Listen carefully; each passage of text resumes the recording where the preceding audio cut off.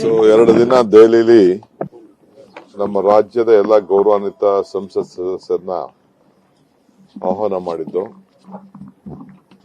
24 ಜನ ಬಂದಿದ್ರು ಸಂಸತ್ ಸದಸ್ಯರು. ಎಲ್ಲ ಪಕ್ಷದವರು ಕೂಡ ಬಂದಿದ್ರು. ಜನತಾದಳ ಬಿಟ್ಟು ಬಿಜೆಪಿ, ಕಾಂಗ್ರೆಸ್ ಅವರೆಲ್ಲ, ಕೆಲವು ಇಂಡಿಪೆಂಡೆಂಟ್ ಆಗಿ ನಾಮಿನೇಷನ್ ಆಗಿರೋರೆಲ್ಲ ಕೂಡ ಎಲ್ಲ ಬಂದಿದ್ರು. ಒಂದು ರಾಜ್ಯದ ಅನೇಕ ನೀರಾವರಿ ವಿಚಾರ ಎಲ್ಲ ಕೂಡ ಅವರಿಗೆ ಪ್ರಸ್ತಾವನೆಯನ್ನ ಮಾಡಿದೆ. ಬೊಮ್ಮಾಯಿ ಅವರು, ಜಗದೀಶ್ ಶೆಟ್ಟರ್ ಅವರು, ಕಾಗೇರಿ ಅವರು, ಕಾರಜೋಳ ಅವರು, ಮಿಕ್ಕಿದವರೆಲ್ಲ, ಮೋಹನ್ ಅವರು, PC ಮೋಹನ್ ಅವರೆಲ್ಲ ಕೂಡ ಅವರವ್ರದ ಅಭಿಪ್ರಾಯವನ್ನ ತಿಳಿಸಿದ್ರು. ಜಿಗ್ಜಿನ್ನಿ ಅವರು ಅವರೆಲ್ಲ ಕೂಡ ಅವ್ರದೇ ಆದಂತ ಅಭಿಪ್ರಾಯಗಳೆಲ್ಲ ತಿಳಿಸಿದ್ದಾರೆ. ಒಟ್ಟಾರೆ ಅವ್ರದ್ದೇನ್ ಹೇಳಿದ್ರು ಅಂತಂದ್ರೆ, ಇವರು ಫೋನ್ ಮಾಡಿದ್ರು, ಸೋಮಣ್ಣ ಅವರು ಮತ್ತು ನಮ್ಮ ಪ್ರಹ್ಲಾದ್ ಜೋಶಿ ಅವರು. ಅವ್ರದ್ದೊಂದು ರೈಲ್ವೆ ಬಗ್ಗೆ ಅವತ್ತು ಇದ್ದಿತ್ತು. ಸೊ ಬರಕ್ಕಾಗಲ್ಲ, ಇನ್ನೊಂದಿನ ದಯವಿಟ್ಟು ರಿಕ್ವೆಸ್ಟ್ ಮಾಡಿದ್ರು, ಇನ್ನೊಂದಿನ ಒಂದು ಆಲ್ ಪಾರ್ಟಿ ಡೆಲಿಗೇಷನ್ ಹೋಗೋಣ ಅಂತ ಹೇಳಿ ಅವರೆಲ್ಲ ಸಜೆಸ್ಟ್ ಮಾಡಿದ್ದಾರೆ. ಜಲಶಕ್ತಿ ಮಿನಿಸ್ಟರ್ನ, ಪ್ರೈಮ್ ಮಿನಿಸ್ಟರ್ನ ಹೋಗಿ ಭೇಟಿ ಮಾಡೋಣ ಅಂತ ಹೇಳಿದ್ದಾರೆ. ಸೊ ಅದು ಒಮ್ಮತ ಮೂಡಿದೆ. ಸೊ ನಾನು ಎಲ್ಲ ಮಾಹಿತಿ ಎಲ್ಲ ಅವ್ರಿಗೆಲ್ಲ ಕೊಟ್ಟಿದ್ದೇನೆ, ಏನೇನು ಮಾಹಿತಿ ಇದೆ, ಯಾವ ವಿಚಾರ ಇದೆ ಅಂತ. ಈಗ ನಮ್ಮ ಏನು ತಕರಾಲಾಗಿದೆ ಕೃಷ್ಣಾ ವಾಟರ್ ವಿಚಾರದಲ್ಲಿ, ನೋಟಿಫಿಕೇಶನ್ ವಿಚಾರದಲ್ಲಿ, ಬಟ್ ನಮ್ಮ ವಕೀಲರೆಲ್ಲ ಡ್ಯಾಮು ಹೈಟ್ ರೈಸ್ ಮಾಡೋ ವಿಚಾರದಲ್ಲಿ ಮತ್ತು ನೋಟಿಫಿಕೇಶನ್ ಆಗುತ್ತಲ್ಲಿ ಅವ್ರದೇ ಆದಂತ ಒಪಿನಿಯನ್ ಕೊಟ್ಟಿದ್ದಾರೆ. ನೋಟಿಫಿಕೇಶನ್ ಮಾಡಕ್ಕೆ ಏನು ಈಗ ಯಾವ ತೊಡಕು ಇಲ್ಲ ಅಂತ ಹೇಳಿ, ಯಾವ ಕೋರ್ಟ್ ಆರ್ಡರ್ ಸ್ಟೇನೂ ಇಲ್ಲ, ಹೈಟ್ ಮಾಡ್ಲಿಕ್ಕೂ ಸ್ಟೇ ಇಲ್ಲ ಅನ್ನೋದು ಕೂಡ ಅವರ ಅಭಿಪ್ರಾಯ ನಮಗೆ ತಿಳಿಸಿದ್ದಾರೆ.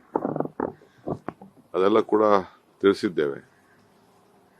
ನಮ್ದೇ ಆದಂತ ಕೆಲವು ತೀರ್ಮಾನವನ್ನ ಮಾಡ್ತೇವೆ ಸದ್ಯದಲ್ಲೇ. ಇಲ್ಲೂ ಕೂಡ ನಾನು ಆಲ್ ಪಾರ್ಟಿ ಲೀಡರ್ಸ್ ನ ಮೀಟಿಂಗ್ ಕೂಡ ಕರಿಬೇಕಾಗಬಹುದು. ಅವ್ರ ಹತ್ರ ಕೂಡ ಚರ್ಚೆ ಮಾಡಬೇಕಾಗ್ತದೆ ಇಲ್ಲಿ ಕರ್ನಾಟಕ ರಾಜ್ಯದ ಸಂಬಂಧಪಟ್ಟಂತ ವಿಚಾರದಲ್ಲಿ. ಯಾಕೆಂದ್ರೆ 1-2-3 ಒಳ್ಳೆ ಅಂಶ ನಮ್ಮ ಬೆಳಕಿಗೆ ಈಗ ನಮ್ಮ ಲೀಗಲ್ ಅಡ್ವೊಕೇಟ್ ಜನರಲ್ ಅವರು ಮತ್ತು ಕಾತರ್ಕಿ ಅವರು, ನಮ್ಮ ನಾಗಮೋಹನ್ ದಾಸ್ ಅವರು ಅವರೆಲ್ಲ ಕೂಡ ಅಭಿಪ್ರಾಯ ವ್ಯಕ್ತಪಡಿಸಿದ್ದಾರೆ. ಅದಾದ್ಮೇಲೆ ನಾವು ಈಗ ಸದ್ಯಕ್ಕೊಂದು ತೀರ್ಮಾನವನ್ನ ಮಾಡ್ತೇವೆ. ಸೊ ನೆಕ್ಸ್ಟ್ ಈ ಎಲೆಕ್ಷನ್ಸ್ ಆದ್ಮೇಲೆ ಇನ್ನೊಂದು ಮೀಟಿಂಗ್ ಮಾಡಿ ಅಂತ ಅವರೆಲ್ಲ ರಿಕ್ವೆಸ್ಟ್ ಮಾಡಿಕೊಂಡ್ರು. ನಾನು ಅವ್ರಿಗೆಲ್ಲ ಒಪ್ಕೊಂಡಿದ್ದೇನೆ. ಎರಡನೇದು, ನೆನ್ನೆ ನಮ್ಮ ಸಿವಿಲ್ ಏವಿಯೇಷನ್ ಮಿನಿಸ್ಟರ್ ಕೂಡ ಭೇಟಿ ಮಾಡಿದ್ದೇನೆ. ತಾವೆಲ್ಲ ಅದನ್ನ ಮಾಧ್ಯಮದಲ್ಲಿ ತಿಳಿಸಿದ್ದೀರಿ. ರಾಜ್ಯದ ಇಲ್ಲಿ ಬೆಂಗಳೂರು ಬೆಳವಣಿಗೆ ಬಗ್ಗೆ, ಪ್ರೀಮಿಯಂ FIR ಲೋಡ್ ಮಾಡ್ಕೊಳ್ಳೋಕೆ ಹೈಟ್ ವಿಚಾರದಲ್ಲಿ ಬೇರೆ ರಾಜ್ಯಕ್ಕೂ ನಮಗೂ ವ್ಯತ್ಯಾಸ, ಸ್ವಲ್ಪ ಡಿಫೆನ್ಸ್ ಇಂದ ಏನೇನು ತೊಂದರೆ ಆಗ್ತಾ ಇದೆ ಡಿಫೆನ್ಸ್ ಡಿಪಾರ್ಟ್ಮೆಂಟ್ಗಳಿಂದ, ಇವೆಲ್ಲ ಕೂಡ ವಿಚಾರ ಅವರ ಗಮನಕ್ಕೆ ತಂದಿದ್ದೇವೆ. ಸೊ ಇನ್ನೊಂದು ಸಿವಿಲ್ ಡಿಫೆನ್ಸ್ ಮಿನಿಸ್ಟರ್ ಹತ್ರ ಕೂಡ ಒಂದು ಮೀಟಿಂಗ್ ಮಾಡ್ತೀವಿ ಅಂತ ಅವ್ರು ಹೇಳಿದ್ದಾರೆ. ಆಫೀಸರ್ಸ್ ಹತ್ರ ಭೇಟಿ ಮಾಡಿ, ನಾನು ನೆಕ್ಸ್ಟ್ ಮೀಟಿಂಗ್ ಅಲ್ಲಿ ಹೋಗಿ ಅವ್ರನ್ನೂ ಕೂಡ ಭೇಟಿ ಮಾಡ್ತೀನಿ. ಯಾಕೆಂದ್ರೆ ಬೇರೆ ರಾಜ್ಯಕ್ಕೂ ನಮ್ಮ ರಾಜ್ಯಕ್ಕೂ ವ್ಯತ್ಯಾಸ ಇದೆ. ಅದು ಸಮಸ್ಯೆಗಳೆಲ್ಲ ತಿಳಿಸಿದ್ದೇನೆ, ಏನೇನು ಸಮಸ್ಯೆ ತಿಳಿಸಿದ್ದೇನೆ. ಬಹುಶಃ ಎಲ್ಲ ಸ್ಪಂದಿಸಿದ್ದಾರೆ, ಮಂತ್ರಿ ಸ್ಪಂದಿಸಿದ್ದಾರೆ ಇಷ್ಟು ವಿಚಾರ. ಮತ್ತು ನಾನು ಅಸ್ಸಾಂ ವಿಚಾರದಲ್ಲಿ ನಿನ್ನೆ ಲಿಸ್ಟ್ ಅನ್ನ ಫೈನಲ್ ಮಾಡಿದ್ದೀವಿ.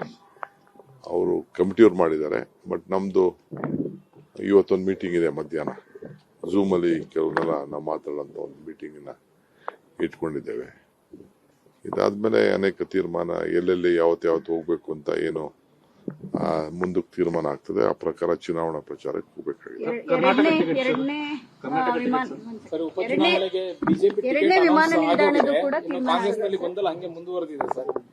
ಎರಡನೇ ವಿಮಾನದ್ದು ನಮ್ಮ MB ಪಾಟೀಲ್ ಅವರು ಪ್ರಪೋಸಲ್ ಕೊಟ್ಟಿದ್ದಾರೆ.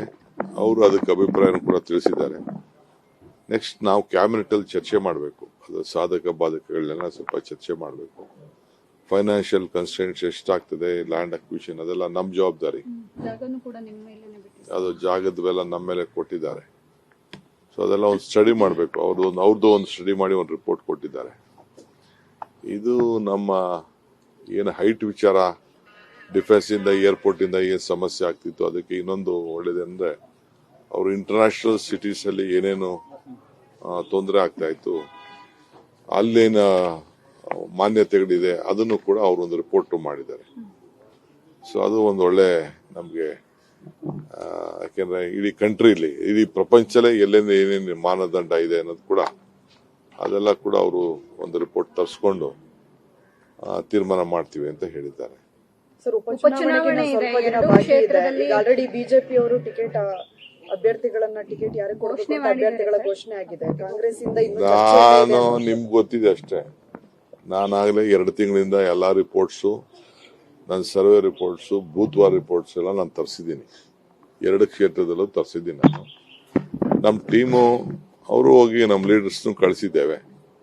ಅವರು ಅವ್ರ ಅಭಿಪ್ರಾಯಗಳೆಲ್ಲ ನಾನು ಕೊಟ್ಟಿದ್ದಾರೆ, ಏನೇನು ಅಭಿಪ್ರಾಯ ಕೊಟ್ಟಿದ್ದಾರೆ. ನಾನು ಕೆಲವ್ರ ಮಾತಾಡಿದ್ದೀನಿ. ಇನ್ನೊಂದು ರೌಂಡು ನಾಳೆ ನಾಡಿದ್ರಲ್ಲಿ ನಮ್ಮ ACC ಜನರಲ್ ಸೆಕ್ರೆಟರಿ ಅವರು ಬರ್ತಾ ಇದ್ದಾರೆ. ನಾನು ಚೀಫ್ ಮಿನಿಸ್ಟರ್ ಕೂಡ ಮಾತಾಡಿದ್ವಿ. ಅಲ್ಲೇ 2 ಕ್ಷೇತ್ರ ಏನ್ ಮಾಡಬೇಕು ಅಂತೇಳಿ ನಾವು ಚರ್ಚೆ ಮಾಡಿದ್ವಿ. ಅದನ್ನ ನಾನೆಲ್ಲ ಹೇಳಕ್ಕಾಗಲ್ಲ. ಸೊ ಅಲ್ಟಿಮೇಟ್ಲಿ ನಾವು ಒಂದು ಒಮ್ಮತದ ಅಭಿಪ್ರಾಯನ ಪಾರ್ಟಿ ಹಿತದೃಷ್ಟಿಯಿಂದ ಪಾರ್ಟಿ ಸೀಟ್ ಗೆಲ್ಲಬೇಕು. ಆ ಒಮ್ಮತದ ಅಭಿಪ್ರಾಯನ ನಾವು ಚೀಫ್ ಮಿನಿಸ್ಟರ್ ಇಬ್ರು ಸೇರಿ ನಮ್ಮ ಹೈಕಮಾಂಡ್ ಮುಂದೆ ಮಂಡಿಸ್ತೀವಿ, ರೆಕಮೆಂಡ್ ಮಾಡ್ತೀವಿ. ಆಮೇಲೆ ಅವ್ರು ಏನ್ ತೀರ್ಮಾನ ಮಾಡ್ತಾರೆ ಫೈನಲ್ ACC ಅಧ್ಯಕ್ಷರು, ಜನರಲ್ ಸೆಕ್ರೆಟರಿ ಅವರೆಲ್ಲ, ಎಲೆಕ್ಷನ್ ಕಮಿಷನ್ ಅವರು, ಕಮಿಟಿ ಅವರು ಏನ್ ತೀರ್ಮಾನ ಮಾಡ್ತಾರೆ ಆ ಪ್ರಕಾರ ಬಿ ಫಾರ್ಮ್ ಕೊಡ್ತೀವಿ. ಕುಟುಂಬಗಳಿಗೆ ಟಿಕೆಟ್ ಕೊಡ್ತೀರಾ ಅಂತ ಸರ್? ಕುಟುಂಬಗಳಿಗೆ ಟಿಕೆಟ್ ಅಂತ ಕುಟುಂಬ ಪ್ರಶ್ನೆ ಇಲ್ಲಿ ಬರುವುದಿಲ್ಲ. ಇಲ್ಲಿ ಕುಟುಂಬ ಅಲ್ಲ, ಇಲ್ಲಿ ನಮಗೆ ಪಾರ್ಟಿ ಗೆಲ್ಲಬೇಕು. Party is important. ಪಾರ್ಟಿ ಏನ್ ಹೇಳ್ತದೆ ಆ ರೀತಿ ಪಾರ್ಟಿ ಗೆಲ್ಲಕ್ಕೆ ಏನು ಅಂತೇಳಿ. ಏಕೆಂದ್ರೆ ಅದೊಂದು ದೊಡ್ಡ ಮುಖಂಡರುಗಳ ಸೀಟ್, ಇದು ಮಾಜಿ ಮಂತ್ರಿಗಳ ಸೀಟ್, ಅದು ವೀರಶೈವ ಮಹಾಧ್ಯಕ್ಷರ ಸೀಟ್, ಇದು ರಿಪರ್ಕೇಶನ್ಸ್ ಕೂಡ ಇದೆ. ಮೈನಾರಿಟೀಸ್ ನಮ್ಗೆ ಬಹಳ ಇಂಪಾರ್ಟೆಂಟ್ ಇದ್ದಾರೆ. ಅವರು ಮೊದಲಿಂದ ಸಪೋರ್ಟ್ ಮಾಡ್ಕೊಂಡು ಬಂದಿದ್ದಾರೆ. ಅಲ್ಲೂ ಅವ್ರದ್ದು ಏನು ಕ್ಲೈಮ್ ಇದೆ, ಅಲ್ಲೂ ಬೇರೆ ಕಡೆ ಅಲ್ಲೂ ಬೇರೆ ಕ್ಲೈಮ್ಸ್ ಇದೆ. ಸೊ ನಾವು ಅದನ್ನೆಲ್ಲ ಕೂತ್ಕೊಂಡು ಸಮಜಾಯಿಷಿ ಮಾಡಿ ಆಸೆ ಪಡೋದ್ರಲ್ಲಿ ತಪ್ಪೇನಿಲ್ಲ. ಎಲ್ಲರೂ ಕುಂಡಿಸ್ಕೊಂಡು ಮಾತಾಡಿ, ಈಗ ನಮ್ಮಲ್ಲಿ ಎಷ್ಟೋ ಜನಕ್ಕೆ ನಾವು ಟಿಕೆಟ್ ಕೊಡ್ದವ್ರಿಗೆಲ್ಲ ಅಕಾಮಡೇಟ್ ಮಾಡಿದೀವಿ. ನಾವು ಯಾರು MLAಗಳು ಟಿಕೆಟ್ ಕೊಡ್ಲಿಲ್ಲ ಲಾಸ್ಟ್ ಎಲೆಕ್ಷನ್ ಅಲ್ಲಿ, ಎಲ್ಲರಿಗೂ ಹೆಚ್ಚು ಕಮ್ಮಿ 70% ಮಾತು ಕೊಟ್ಟಿದ್ದು, ಅವರೆಲ್ಲ ಹತ್ರ ಬಂದಿದ್ರು, ಎಲ್ಲ ನಾವು ಅಕಾಮಡೇಟ್ ಮಾಡಿದೀವಿ ಪೊಲಿಟಿಕಲಿ. ಸರ್, ಈಗ 2 ತಿಂಗಳು ಮುಂಚೆನೆ ನೀವು ಒಂದಿಷ್ಟು ಮುಖಂಡರು ಕರೆದು ಮಾತಾಡ್ಸಿರೋದು ವಾಸ್ತವ ಏನಿದೆ ಅನ್ನೋದನ್ನ ತಿಳ್ಕೊಂಡಿದೀವಿ ಅಂತಂದ್ರೆ, ಹಂಗಾರೆ ಟಿಕೆಟ್ ಫೈನಲ್ ಕೂಡ ಒಂದು ಹಂತಕ್ಕಾಗಿದೆ. ಯಾರು ಗೆಲ್ಲುವ ಅಭ್ಯರ್ಥಿ ಅನ್ನುವಂಥದ್ದು ಒಂದಿಷ್ಟು ಸೂಚನೆ ನಮ್ಗೆ ಗೊತ್ತಿದೆ, ನಮ್ಗೊಂದು ಗೊತ್ತಿದೆ, ನನಗೆ ಏನಿದೆ ಅನ್ನೋದು ಗೊತ್ತಿದೆ. ಬಟ್ ನನ್ನ ವೈಯಕ್ತಿಕವಾದ ಅಭಿಪ್ರಾಯ, ನನ್ನ ಸರ್ವೆ ರಿಪೋರ್ಟ್ ಅದೆಲ್ಲ ನಾನಕಿನ್ನ ಪಕ್ಷ ಕಾರ್ಯಕರ್ತರು ಏನ್ ಹೇಳ್ತಾರೆ ಅದನ್ನೆಲ್ಲ ನೋಡ್ಬೇಕಲ್ಲ ನಾನು. ವಿಚಾರವಾಗಿ ಒಂದು ಟ್ವೀಟ್ ಮಾಡಿದ್ರಿ. ಐಶ್ವರ್ಯ ಅನಂತ್ ಕುಮಾರ್ ಅವರು ಅದಕ್ಕೆ ರೀಟ್ವೀಟ್ ಅನ್ನ ಮಾಡಿದ್ದಾರೆ. ಕ್ಯಾಶ್ ಕೌ ಮಾಡ್ಕೊಂಡಿದ್ದಾರೆ high command, Congress high command cash cow ಮಾಡ್ಕೊಂಡಿದೆ ಕರ್ನಾಟಕವನ್ನ ಅಂತ. ಏನು ಅವರು ಪುತ್ರಿ ಟ್ವೀಟ್ ಮಾಡೋರು ಸರ್, ಕರ್ನಾಟಕವನ್ನು ATM ಮಾಡ್ಕೊಂಡಿದೆ ಕಾಂಗ್ರೆಸ್. ಯಾರವರು ನನ್ಗೆ ಗೊತ್ತಿಲ್ಲ, ಅವ್ರು ಯಾರು ಐ ಡೋಂಟ್ ನೋ, ಅವ್ರಿಗೆ ಗೊತ್ತಿಲ್ಲ. ಅವರು ನನಗೆ ನಮ್ಮನೇಲಿ ಹಸುಗಳಿದೆ, ನಮ್ಮ ಹಸು ಏನಾದ್ರು ನೋಡಿದಾರ ಅವರು? ನಾನು ಅಲ್ಲಿ ನನಗೆ ಯಾರೋ 2 ಹಸು ಗಿಫ್ಟ್ ಕೊಟ್ಟಿದ್ದಾರೆ, ಊರಲ್ಲಿ ಕಟ್ಟಿದ್ದೀನಿ ನಾನು.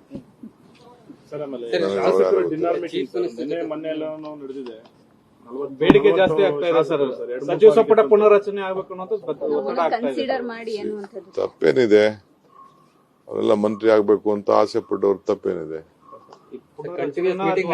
ಒಂದ್ ಕಡೆ first time, second time MLAs, ಮತ್ತೆ third time, fourth time MLAs recommendation letter ಕೂಡ ಇದು ಮಾಡಿದ್ದಾರೆ. ಚೀಫ್ ಮಿನಿಸ್ಟರ್ ನಾನು ಪುನರ್ರಚನೆ ಮಾಡ್ತೀನಿ ಅಂತ ಅವ್ರು ಹೇಳಿದಾರಲ್ಲ, ಅವ್ರು ಹೇಳಿದ್ಮೇಲೆ ಖಾಲಿ ನಮ್ಗೆ ಚಾನ್ಸ್ ಇದೆ ಅಂತ ಟ್ರೈ ಮಾಡ್ತಾರೆ. ತಪ್ಪೇನಿದೆ? ಪುನರ್ರಚನೆನ ಅಥವಾ ಅಧಿಕಾರ ಹಂಚಿಕೆ ಅನ್ನೋದು ಗೊಂದಲ ಸರ್, ಕಾಲ ನಿರ್ಣಯ ಮಾಡ್ತಾರೆ. ಸರ್, ನಿನ್ನೆ ಪ್ರಿಯಾಂಕಾ ಗಾಂಧಿ ಅವರನ್ನ ಭೇಟಿಯಾಗಿದ್ರಿ, ಮೀಟಿಂಗ್ ಆದ ಬಳಿಕ ಪ್ರತ್ಯೇಕವಾಗಿ ಮಾತುಕತೆ ಮಾಡಿದ್ರಿ ಅನ್ನುವಂತಹ ಚರ್ಚೆ ನಡೀತಾ ಇದೆ. ಏನಾದ್ರು ಗುಡ್ ನ್ಯೂಸ್ ಸಿಗ್ತಾ ಸರ್?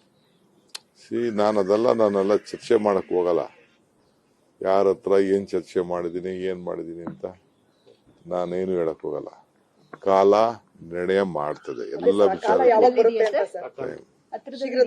KC ವೇಣುಗೋಪಾಲ್ ರಾಜ್ಯದಲ್ಲಿ ಪವರ್ಫುಲ್ CM ಇದ್ದಾರೆ, ಇಡೀ ಕಂಟ್ರಿನಲ್ಲೇ ಅತಿ ಹೆಚ್ಚು ವೇಕೆನ್ಸಿ ಇಲ್ಲ CM ಇದ್ದಾರೆ ಅಂತ ವೇಕೆನ್ಸಿ ಬಗ್ಗೆ ಇಲ್ಲ ಅಂತ ಹೇಳಿದ್ದಾರೆ. ನೋಡಿದೀನಿ, ವೇಕೆನ್ಸಿ ಇಲ್ಲ ಅಂತ ಹೇಳಿದ್ದಾರೆ.